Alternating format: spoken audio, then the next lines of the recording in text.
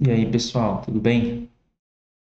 Eu vou começar aqui no canal uma nova série de vídeos que é comentando o livro Teoria Pura do Direito, do Hans Kelsen. Este vídeo aqui vai ser o começo dele, uma introdução. Eu comentarei sobre as primeiras 25 páginas, em que o Kelsen ainda está conceituando e dando início às suas investigações. Portanto, este vídeo será mais curto, mas os próximos vídeos sobre o livro serão longos, porque versarão sobre um ou mais capítulos. Bom, e antes de começar, a única coisa que eu tenho para dizer é que, para quem conhece, né, o Hans Kelsen, que é uma figura famosa dentro da filosofia do direito, para quem conhece, conhece também os estereótipos em cima do positivismo jurídico normativista do Hans Kelsen, alguns sobre os quais eu falei no vídeo do positivismo e do justnaturalismo, em que eu desmistifiquei alguns espantalhos, coisas nesse sentido. Mas todo mundo já ouviu falar, todo mundo que conhece o Hans Kelsen, já ouviu falar que sua teoria pura do direito é pura porque expurga a política, a moral, a psicologia e, e cria então um direito puro e mais científico, mais objetivo. Todo mundo também já ouviu o estereótipo, que eu já comentei, é claro, de que o positivismo jurídico, sobretudo do Kelsen, do Hans Kelsen, ele não necessita de interpretação, não requer em seu corpo jurídico, filosófico, uma teoria hermenêutica, porque se vale daquele princípio in claris cessate interpretatio, de que no claro a interpretação se cessa, não precisa de interpretação se você tem um texto de norma claro e objetivo. Que eu mostrei no outro vídeo que é uma falácia, né? Mais do que isso, é um espantalho. Entre outras concepções fajutas também sobre positivismo do Kelsen, né? E sobre sua obra principal, sua magnum opus, que é a teoria pura do direito. E é a razão pela qual eu vou fazer uma série de vídeos comentando sobre o livro, né? Às vezes lendo também, mas sobretudo comentando. Mas também, se tiverem interesse em saber alguns dos espantalhos, como eu os desmistifiquei, pode conferir no vídeo que eu já postei do positivismo e do justnaturalismo. Mas este vídeo e os vídeos que se seguirão serão tão somente sobre esta obra aqui, mais do que sobre o positivismo jurídico, será sobre estritamente a teoria pura do direito do Kelsen. Bom, algumas das partes aqui sobre as quais eu falarei no vídeo são a primeira parte sobre a pureza, né, que é dentro do capítulo Direito e Natureza, do Hans Kelsen. Ele comenta sobre a pureza. Ele é o início dos comentários do Kelsen. Depois ele comenta sobre o ato e o seu significado jurídico, o sentido subjetivo e o sentido objetivo do ato, a sua autoexplicação, a norma, que é a parte 4, e aí ele subdivide essa parte 4 em a norma como esquema de interpretação, a norma e produção normativa, vigência e domínio de vigência da norma, regulamentação positiva e negativa, ordenar, conferir, poder ou competência, permitir, norma e valor,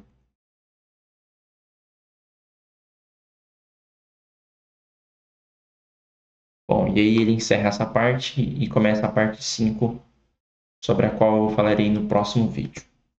Bom, essa primeira parte sobre a pureza, o Hans Kelsen ele comenta realmente sobre o estereótipo que tem sobre sobre a teoria pura do direito dele, mas com um detalhe que as pessoas correntemente atribuem ao positivismo normativista do Kelsen um direito desvinculado da moral, da justiça, da política, da psicologia. As pessoas vinculam o direito para o Kelsen como desvinculado a estes conceitos, quando na verdade é a ciência jurídica a qual o Kelsen pretende positivá-la, num sentido científico do termo, esta sim que pretende-se pura, no sentido de despir-se de moral, justiça, psicologia, etc. Eu vou ler o comecinho porque é bem breve. O Kelsen inicia assim: a teoria pura do direito é uma teoria do direito positivo em geral, não de uma ordem jurídica especial. É teoria geral do direito, não interpretação de particulares normas jurídicas, nacionais ou internacionais. Contudo, fornece uma teoria da interpretação. Como teoria, quer única e exclusivamente conhecer o seu próprio objeto. Procura responder a esta questão: o que é e como é o direito? Mas já não lhe importa a questão de saber como deve ser o direito, ou como deve ele ser feito. É ciência jurídica e não política do direito. Então, aqui ele está falando da ciência jurídica, da ciência do direito, e não propriamente do direito. Ele explica aqui que o direito, enquanto um objeto da ciência jurídica, é uma das coisas com as quais ele vai se preocupar e as quais ele vai investigar dentro desse arcabouço teórico, a qual ele chama teoria pura do direito, e que se vale de uma ciência jurídica. Então, é um detalhe, alguns diriam sutil, eu diria que nem tanto, mas que invariavelmente algumas pessoas de forma grosseira acabam ignorando. Ele fala mais algumas coisas e mais para frente ele ainda deixa claro o que eu estou dizendo. Ele diz o seguinte: de um modo inteiramente acrítico, a jurisprudência tem se confundido com a psicologia e a sociologia. E aqui, para abrir aspas, em que pese aqui no Brasil termos uma noção bem clara do que seja jurisprudência, essa tradução aqui diz muito mais respeito à jurisprudência enquanto conceito filosófico mesmo. Por exemplo, a matéria que se tem de filosofia do direito lá nos Estados Unidos é a própria jurisprudência. Aqui é um sentido similar, mas ligeiramente diferente, né? A saber, a jurisprudência que é criada normativamente por juízes, né? No seu ato de julgar casos concretos e, portanto, criar jurisprudência. Existe uma similaridade, mas estritamente a jurisprudência que dita é mais no sentido filosófico, que é, por exemplo, lecionado nas faculdades dos Estados Unidos. Bom, ele continua, só voltando, ele diz o seguinte: de um modo inteiramente acrítico, a jurisprudência tem se confundido com a psicologia e a sociologia, com a ética e a teoria política. Então, que ele está falando da ciência jurídica ou da jurisprudência, que se confunde com essas demais ciências e áreas, e quanto a isso, há uma certa problemática, mas não é o direito em si que se confunde com estas demais áreas. Então, vá lá, de novo esse detalhe sutil. Esta confusão pode, porventura, explicar-se pelo fato de essas ciências se referirem a objetos que, indubitavelmente, têm uma estreita conexão com o direito. Quando a teoria pura empreende delimitar o conhecimento do direito em face destas disciplinas, falo não por ignorar, ou muito menos por negar esta conexão. Então, aqui, ele já, logo de início, já corta pela raiz esse espantalho de que a moral, a psicologia, a política são completamente destituídos da investigação ou quer seja do próprio direito. Ele nega que essa conexão e essa relação seja cortada. E ele continua: mas por quem tenta evitar um sincretismo metodológico que obscurece a essência da ciência jurídica e dilui os limites que lhe são impostos pela natureza do seu objeto. E Ademais, ele segue explicando sobre o ato e o seu significado jurídico. O ato aqui, com o ato, ele está falando de condutas humanas, que na maioria das vezes ele chama de ato de vontade, e ele explica como isso pode se relacionar com um significado jurídico. Ele dá alguns exemplos de, por exemplo, legisladores levantando a mão para legislar ou votar. Estes atos, estes símbolos de atos, eles ensejam um significado ou uma significação jurídica, em que pese serem coisas estritamente diferentes, ou seja, nem todo ato expressa necessariamente uma significação jurídica, mas há atos, e são esses aos quais o Kelsen investiga. Há atos como os atos de vontade, que são mais ou menos as condutas humanas que pretendem tutelar ou cuidar o direito. Estes têm, invariavelmente, alguma significação jurídica. E ele adiante também, aqui na parte do sentido subjetivo e o sentido objetivo do ato, a sua autoexplicação. Ele avança nessa investigação dos atos de vontade e de sua relação com a significação jurídica, explicando e dando exemplo de uma planta que, por si só, ao ser investigada por um cientista, não tem uma autoexplicação em si. Ela não fala sobre si, só por ser uma planta. Conquanto um ato não jurídico, mas com potencial de se tornar um ato jurídico, antes passando por uma significação jurídica, como, por exemplo, a assinatura de um contrato, é por si um ato autoexplicativo. Então, o jurista, ele tem na facticidade e na observância dessas facticidades, como, por exemplo, do ato de escrever um testamento ou de assinar uma peça jurídica, ou que seja um contrato, tem ali o jurista uma pista maior da própria significação jurídica e da autoexplicação do ato.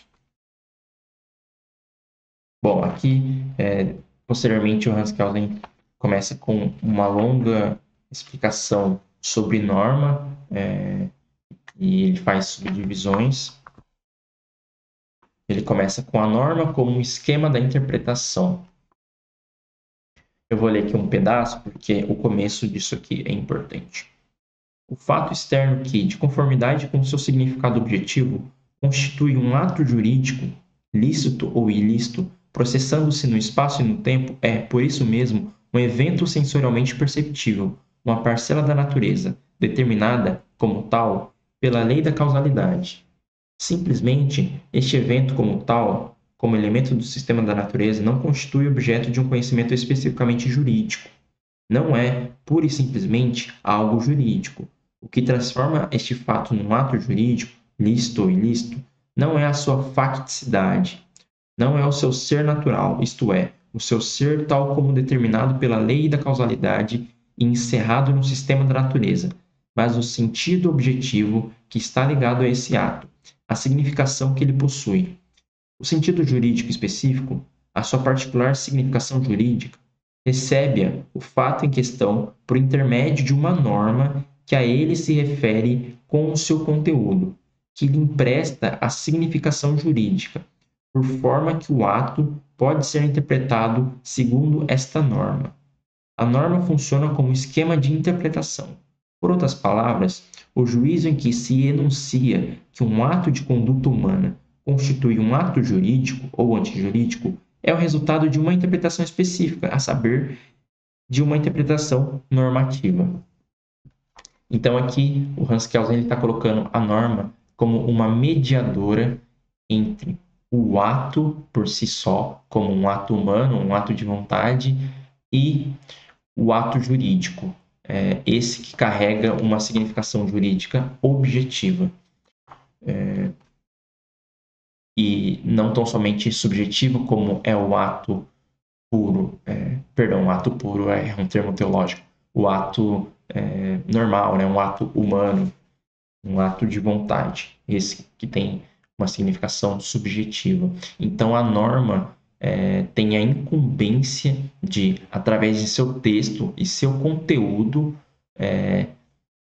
versar sobre aquele ato de vontade e transformá-lo em um ato jurídico, dando-lhe uma significação objetiva, qual seja uma significação jurídica. E para isso, obviamente, o texto de norma em seu conteúdo precisa versar, talvez até de uma forma nuclear, sobre este ato. Então, este ato tem que estar no cerne ou no núcleo do texto normativo para ganhar uma significação jurídica que é objetiva. Então, a norma tem, sobretudo, esta incumbência. E aqui o Hans Kelsen parte depois para uma longa explicação sobre o ser e o dever ser, na parte chamada norma e produção normativa. Ele começa a destrinchar a distinção que o David Hume faz de ser e dever ser, ou descrição e prescrição, ou be e ought to be. Ele faz essa distinção relacionando tanto o ser quanto o dever ser ao ato de vontade, explicando que relativos a um ato de vontade, eles têm os mesmos significados, mas diferem-se quanto à natureza. Tem até um trecho que eu posso procurar aqui e achar. Ele diz exatamente que a prescrição ou o dever ser é exatamente o fato ou o ser em toda a medida, exceto naquilo que concerne a sua natureza. Ou seja, o dever ser jamais vai deixar de pertencer ao mundo da prescrição, e o ser igualmente ao mundo da descrição, em que pese em referência a atos de vontade, eles têm instâncias semelhantes. Eu vou encontrar aqui o trecho que Hans Kelsen deixa isso mais claro. Acredito que eu achei aqui.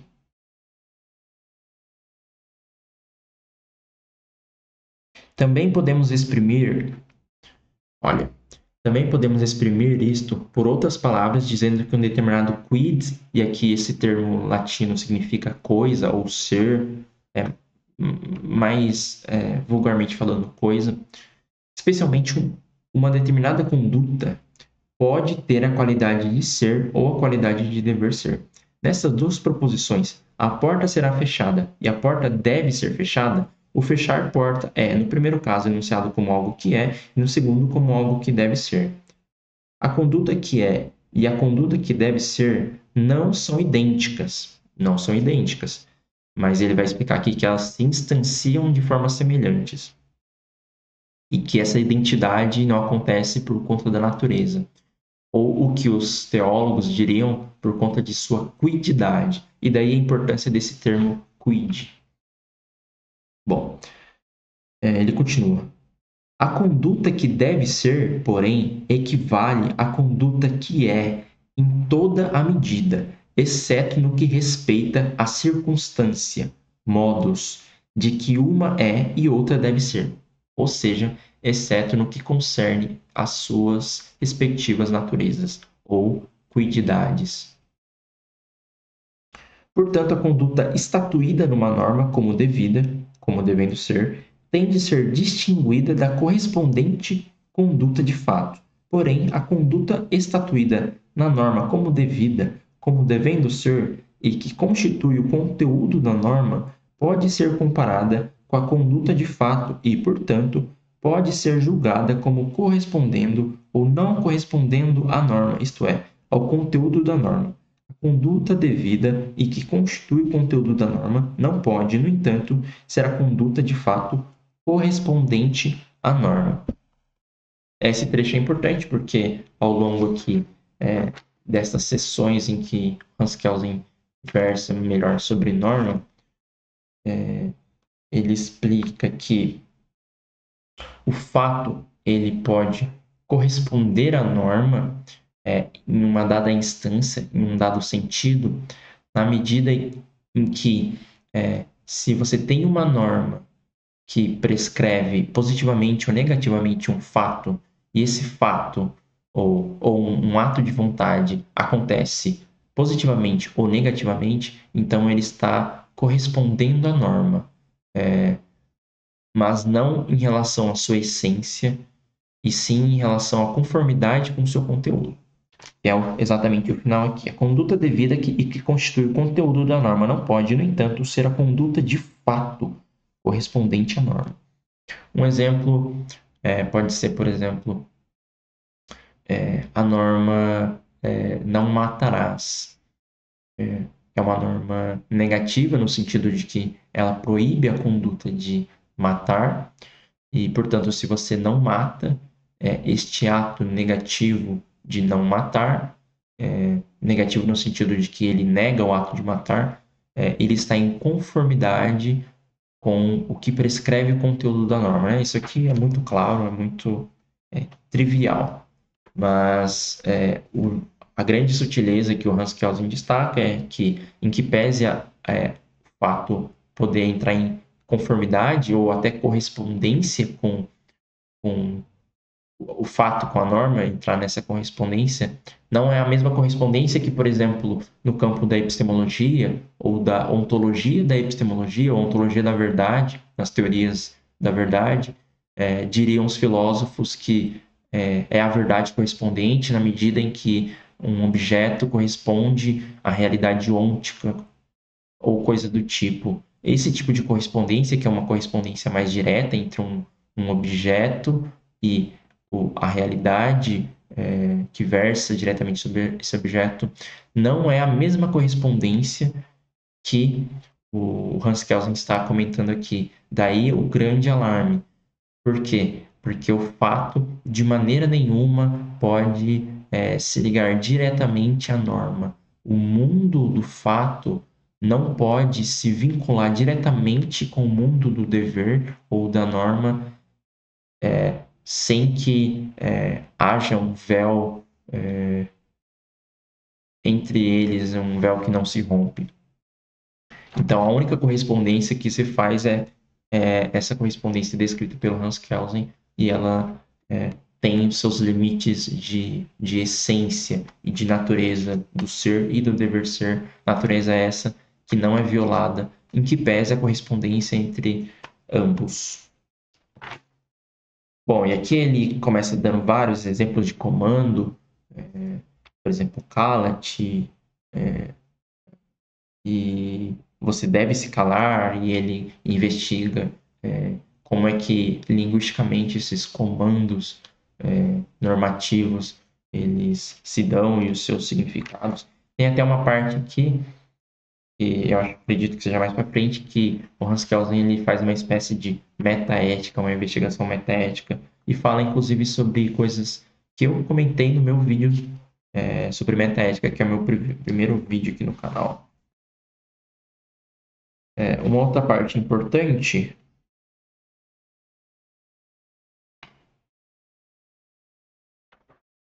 é a questão da vigência e domínio de vigência da norma. Aqui o Hans Kelsen já está falando dos limites e dos domínios que delimitam a norma, tanto em seus elementos quanto em suas condições de possibilidade. E aqui ele está falando até num sentido próximo ao sentido kantiano mesmo, e que para muitos denuncia um Kelsen pós-kantiano, com uma influência significativa de Kant. Mas com vigência ou validade, o Kelsen quer dizer que uma norma, quando ele diz que uma norma é vigente, ele quer dizer que uma norma é válida. E quando ele quer dizer que uma norma é válida, ele não quer dizer que essa norma está sendo aplicada, mas de que essa norma ela pode ser aplicada porque ela já engendra o ordenamento jurídico. Ela é uma norma que é própria do ordenamento jurídico e que basta tão somente a sua observância e não necessita-se sua aplicação, que o Hans Kelsen chama de eficácia. Para o Hans Kelsen, uma norma é eficaz na medida em que ela é aplicada. E se ela não é aplicada, ela não é eficaz, mas basta que ela seja observada e que ela esteja no ordenamento jurídico para que ela seja válida, que ela seja vigente. E aqui ele faz algumas distinções e algumas observações, por exemplo, sobre o ato de vontade que, de certa forma, gerou a norma e a própria norma enquanto vigente. E diz que a norma ela não precisa ser pretendida, deliberada ou quista enquanto um ato de vontade para permanecer vigente. Ela tem uma característica de inércia mesmo. Ela é inerte quanto à sua vigência e independe da questão do desejo mesmo, da deliberação. Ele usa o exemplo de normas antigas em que os seus legisladores e pessoas que apoiavam o texto normativo ou que tinham valores e ou razões para deliberar sobre esse texto normativo são pessoas que estão todas mortas, porém a norma continua vigente, continua válida, a norma ainda está posta porque ela foi uma vez posta e como ela tem esta característica de inércia, ela continua posta imediatamente em todo segundo, em todo ínfimo tempo de sua trajetória normativa. O tempo também que o Hans Kelsen que ele institui como uma característica importante, o tempo e o espaço também, e aqui que vem uma certa influência kantiana, porque aqui ele meio que coloca o tempo e o espaço como condições de possibilidade da vigência ou da validade de norma, o que é engraçado, porque você pode pensar no tempo e no espaço como condições a priori do conhecimento em Kant. Mas, em que pese isso ser engraçado, tem toda razão aqui no texto de Hans Kelsen, e ele tem uma explicação que é estrita do domínio, e ele usa alguns exemplos. Eu prefiro aqui ler. Ele dá uma breve explicação. Uma norma jurídica é considerada como objetivamente válida apenas quando a conduta humana que ela regula lhe corresponde efetivamente, pelo menos numa certa medida. Uma norma que nunca e em parte alguma é aplicada e respeitada, isto é, uma norma que, como costuma dizer-se, não é eficaz em uma certa medida, não será considerada como norma válida.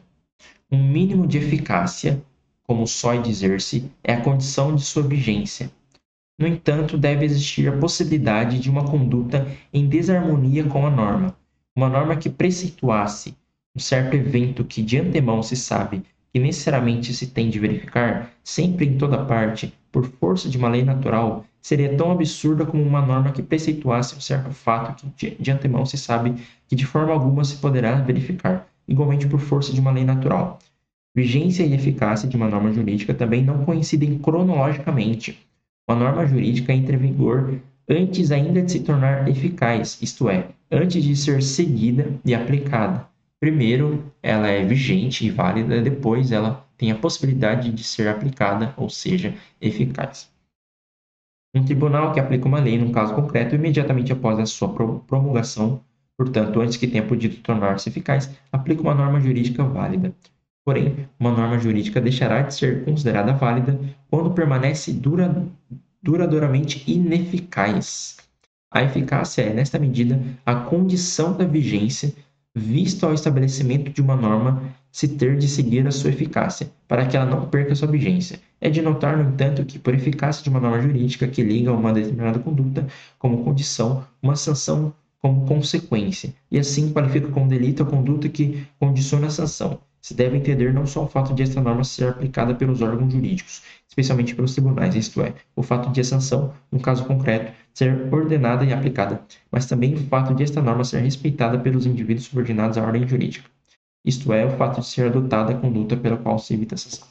Aqui ele não está falando estritamente do tempo e espaço, mas ele está relacionando a questão da eficácia com a validade da norma, e que, em que pese a eficácia não corresponder diretamente à validade ou à vigência da norma, é preciso um mínimo de eficácia, mas aqui, tão logo ele vai utilizar um exemplo contrário, mas, no geral, é necessário um mínimo de eficácia ou de aplicabilidade da norma para a sua vigência. Porque se uma norma não pode, de maneira alguma, ser aplicada, ela é uma nulidade de eficácia, então não faz sentido nenhum que ela seja vigente, ou sua vigência será tão logo inócua. E por isso ele coloca como uma condição de possibilidade da validade da vigência da norma a uma eficácia mínima. Mas ele explica mais à frente que há o exemplo de observância, que eu comentei há pouco, da simples observância da norma e não de sua eficácia. Um exemplo é uma norma em um sentido negativo de que proíbe uma conduta, por exemplo, matar outrem. Bom, se existe essa norma e ela não está sendo aplicada, significa que ela está sendo observada. A população está observando esta norma na medida em que não se está matando pessoas.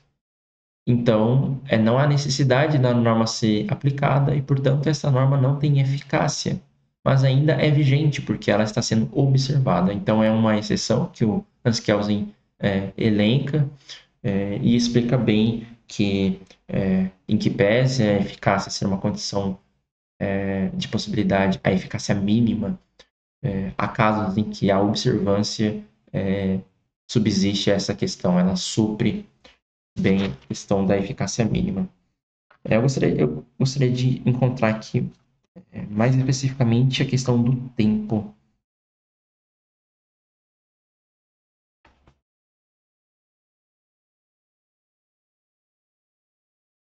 Bom, é um texto longo, um segmento longo que eu acredito que eu não vou encontrar tão facilmente, a questão do tempo e do espaço, mas para explicar brevemente, é óbvio que o tempo e o espaço eles são limitadores da vigência da norma.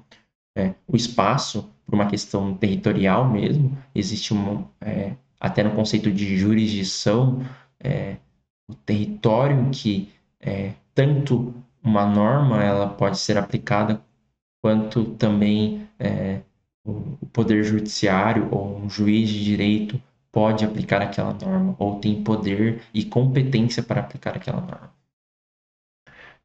A questão do tempo, ela é relativa a nuances, por exemplo, de retroatividade da norma. Eu acredito que ele explica isso aqui mais à frente na questão de uma sanção penal. Aqui, na medida em que a instituição de sanções tem por fim impedir prevenção à conduta e condicionamento da sanção, a prática de delitos, encontramos-nos perante a hipótese ideal da vigência de uma norma jurídica quando essa nem sequer chega a ser aplicada. É a questão da observância que eu comentei. Pelo fato de a representação da sanção a executar em caso de delito se ter tornado, relativamente aos indivíduos submetidos à ordem jurídica, em motivo para deixarem de praticar o delito. Nesta hipótese, a eficácia da norma jurídica reduz-se à sua observância. No entanto, a observância da norma jurídica pode ser provocada por outros motivos, de forma tal que o que é eficaz não é propriamente a representação da norma jurídica, mas a representação de uma norma religiosa ou moral.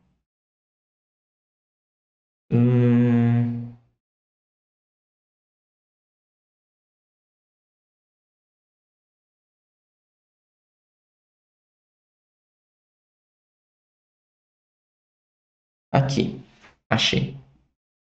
Pascal comenta o seguinte: a referência da norma ao espaço e ao tempo é o domínio da vigência espacial e temporal da norma.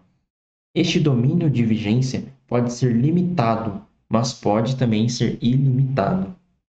A norma pode valer apenas para um determinado espaço, para um determinado tempo, fixados por ela mesma ou por uma outra norma superior, ou seja, regular apenas fatos que se desenrolam dentro de um determinado espaço e no decurso de um determinado período de tempo. Pode, porém, se valer também de harmonia com seu sentido em toda parte e sempre, isto é, referir-se a determinados fatos em geral, onde quer que e quando quer que se possam verificar. É este o seu sentido quando ela não contém qualquer determinação espacial e temporal, nenhuma outra norma superior delimita o seu domínio espacial ou temporal. Neste caso, ela não vale espacial e intemporalmente, mas apenas sucede que não vigora para um espaço determinado e para um período de tempo determinado. Isto é, os seus domínios de vigência espacial e temporal não são limitados. O domínio de vigência de uma norma é um elemento do seu conteúdo, e este conteúdo pode, como mais adiante veremos, ser pré-determinado até certo ponto por uma norma superior. Bom, e ainda dentro da norma, o Kelsen avança para regulamentação positiva e negativa, ordenar, conferir poder ou competência e permitir. Aqui eu estava me adiantando, falando de norma no sentido positivo e norma no sentido negativo, e aqui que ele explica melhor esses sentidos com a regulamentação positiva e a regulamentação negativa. A positiva afirmando um direito ou um poder ou uma competência, como por exemplo o poder de legislar, e a negativa proibindo um ato de vontade, como por exemplo matar. E aqui ele faz algumas relações, como por exemplo a relação entre a prescrição positiva de uma certa conduta de um indivíduo em relação a outro indivíduo significa na prescrição negativa daquele indivíduo em relação ao primeiro indivíduo.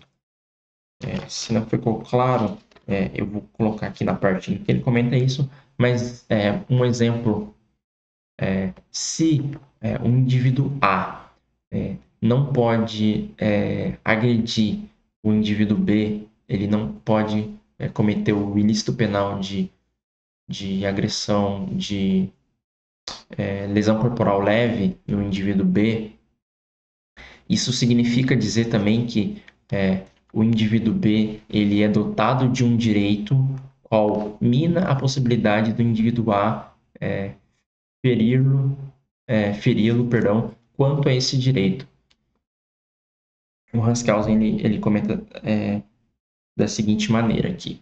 A palavra permitir é também utilizada no sentido de conferir um direito.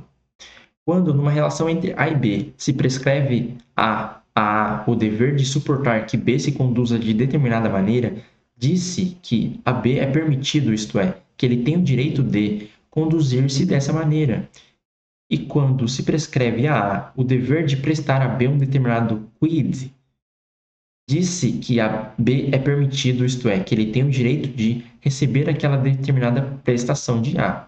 No primeiro caso, a proposição é permitido a B conduzir-se de determinada maneira, nada mais diz que esta outra é prescrito a A o dever de suportar que B se conduza de determinada maneira. E, no segundo caso, a proposição é permitido a B receber aquela determinada prestação de A não significa, senão, o mesmo que esta. É imposta a A a obrigação de prestar a B um determinado quid, ou uma coisa aí, que no caso seria uma coisa jurídica, um direito.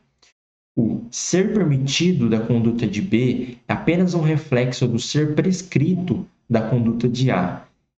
Este permitir não é uma função da ordem normativa diferente do prescrever.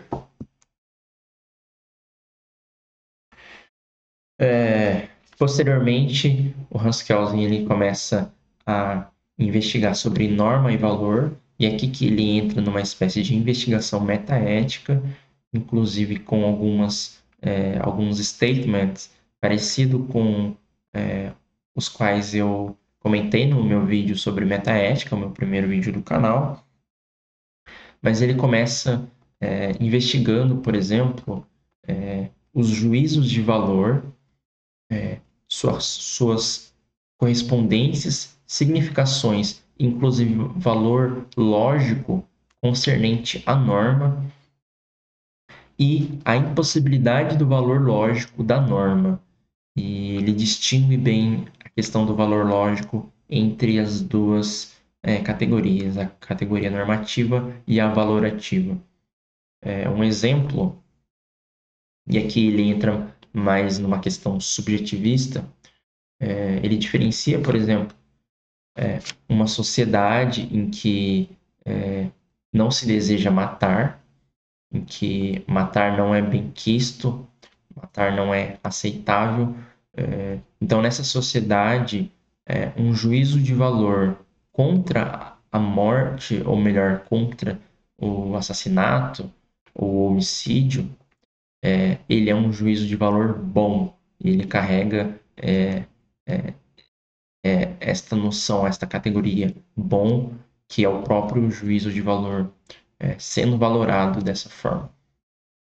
Conquanto, embora isso seja subjetivo, o Hans Kelsen ele argumenta que quando ligado a uma norma, este juízo de valor ganha uma característica objetiva. Ou seja, se é instituído por uma norma é posta e seu conteúdo normativo diz que não se pode matar outra pessoa, é proibido matar outrem que seja, e um certo juízo condena essa conduta, ele está automaticamente em conformidade com a norma e relativamente à norma, ele tem um conteúdo objetivo. Ele é um juízo de valor objetivo. Então, quando disse mal o homicídio, em referência à norma, ele carrega um significado objetivo.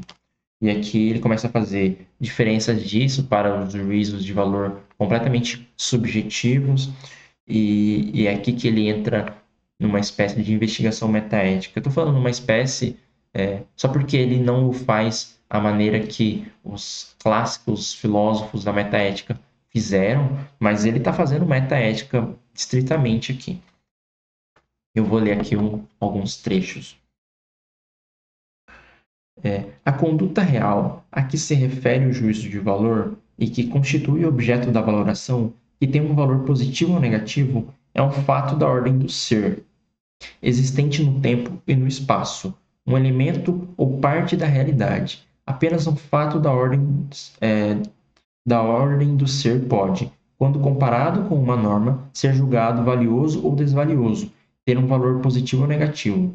É a realidade que se avalia. Então, ele está colocando aqui uma característica fática e descritiva ao valor, já para separá-lo categoricamente da norma.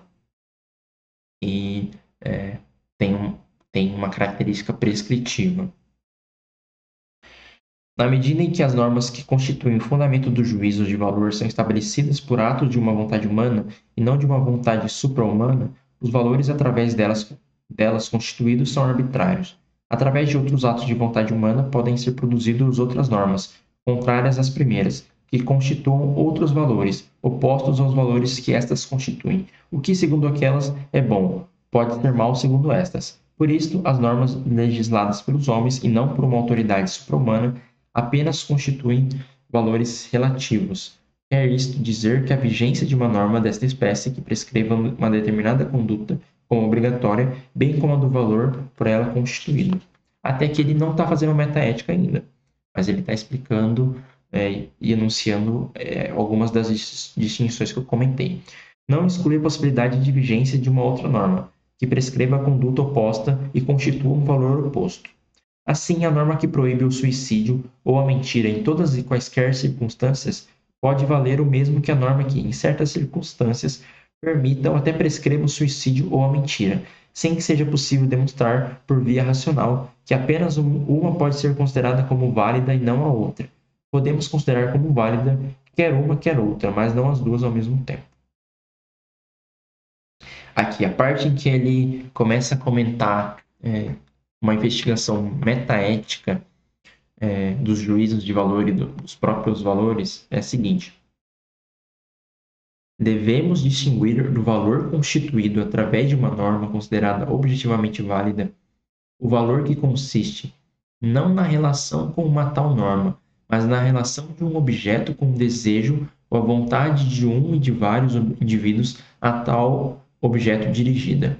Conforme o objeto corresponde ou não a este desejo ou vontade, tem um valor positivo ou negativo, é bom ou mau. Se designarmos como juízo de valor o juízo através do qual determinamos a relação de um objeto com o desejo ou vontade de um ou vários indivíduos dirigida a esse mesmo objeto e, desse modo, considerarmos bom o objeto quando corresponde àquele desejo ou vontade e mau quando contradiz aquele desejo ou vontade, este juízo de valor não se distingue de um juízo de realidade, ou seja, factual, do mundo do ser, dos fatos, pois que estabelece apenas a relação entre dois fatos da ordem do ser, e não a relação de um fato da ordem do ser com uma norma da ordem do dever ser, objetivamente válida. Constitui apenas um particular juízo de realidade. E aqui, para quem assistiu o meu vídeo de metaética, ou para quem está familiarizado com as posições da metaética, pode perceber que o Hans Kelsen está mais ou menos descrevendo a teoria subjetivista ou a posição subjetivista da metaética, quando ele enuncia esses juízos de valores correspondentes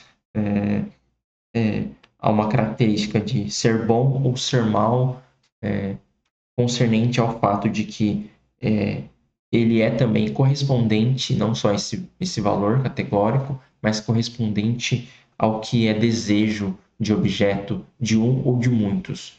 Se é desejo de objeto, ou seja, um objeto, por exemplo, não matar, e este desejo é correspondido com um ato, tem-se aí então um juízo de valor de que este ato, o ato de vontade, é bom.